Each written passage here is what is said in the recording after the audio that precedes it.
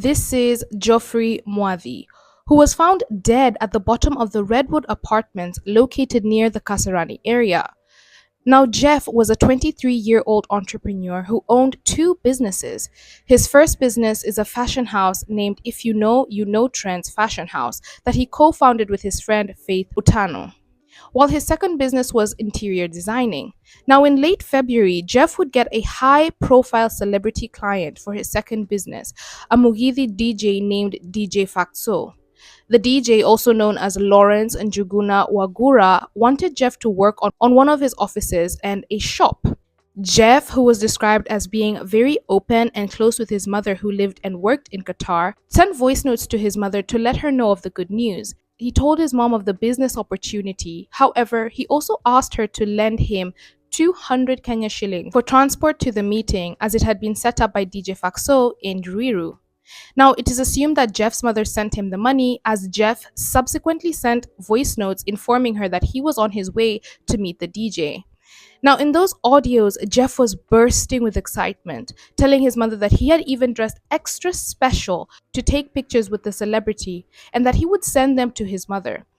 Now, this meeting took place on the 22nd of February 2023, and Jeff subsequently informed his mother after the meeting that he and DJ Faxo had met up and agreed to discuss the costs for the designs the next day.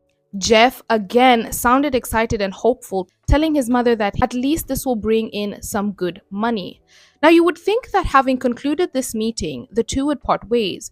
However, Jeff and DJ Faxo are alleged to have visited a sum of 3 clubs and partied well into the wee hours of the morning.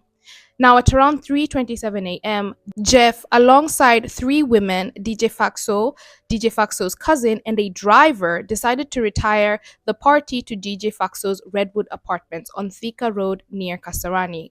Now, as the pack made their way to their apartment, Jeff would continue to send his mother snaps and videos of his surroundings. Now, the snaps would reveal that one of the 3 women they had come home with was actually Jeff's long-term friend and business partner, Faith Mutanu. Now, Jeff would keep in contact with his mother until his phone died and subsequently the communication stopped. Now, Faith and the other 2 ladies are said to have been driven home by DJ Faxo at around 4:48 a.m., about an hour and 18 minutes after they had all arrived, which left Jeff and DJ Faxo's cousin and the driver in the apartment. Now, at 5:40 a.m., around 52 minutes after DJ Faxo and the ladies had left, Faxo's cousin and the driver are captured by CCTV on the ground floor, looking around without Jeff. Now, during their search of the grounds, the cousin is seen opening a toilet on the ground floor, and then he proceeds to make a phone call that lasts a few seconds. After hanging up on the 2 immediately made their way back up to the apartment, where it is assumed that Jeff was waiting for them, considering that he had not yet left the apartment. However, 7 minutes later, at 5:47 a.m., Jeff's body is seen flailing to the bottom of the apartment, where he slams onto the ground head first within the area that the 2 men had been spotted surveying only just 7 minutes earlier. Now, the scene was heartbreaking as the contents of Jeff's head made their way out due to the impact upon collision with the ground.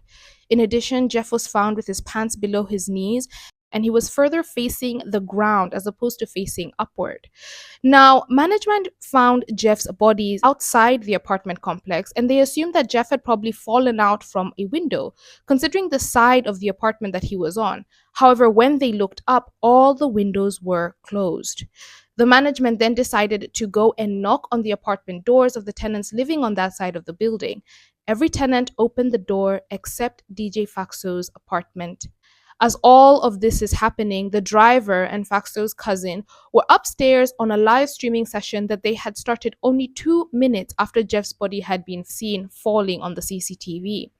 Now, according to sources, DJ Faxo says he came back home at around 9 a.m., went upstairs and slept only to be awakened by neighbors upon the discovery of Jeff's body almost 4 hours later. DJ Faxo is said to have come down, looked at Jeff's body, and he had no remorse showing on his face. He then made his way back into the building. Now, upon police questioning DJ Faxo and the 2 men, they reported that Jeff jumped from the window of DJ Faxo's 10th floor apartment. Now, Jeff's family refuses to believe this version of events. Firstly, they argue that Jeff had no previous or current episodes of depression. Moreover, Jeff is said to have been due to leave for school abroad in the coming months, so he had a lot to look forward to. Thirdly, concerns in the public have come up considering the fact that many people living within the apartment complex have taken pictures of the window that Jeff is alleged to have jumped through. People have brought up the concern that the window doesn't seem large enough for Jeff to have fit through without being stuffed in. In addition, questions were brought up regarding the validity of fact concerning the fact that Jeff jumped out of the window. Because remember, management looked up and said that they saw no windows open.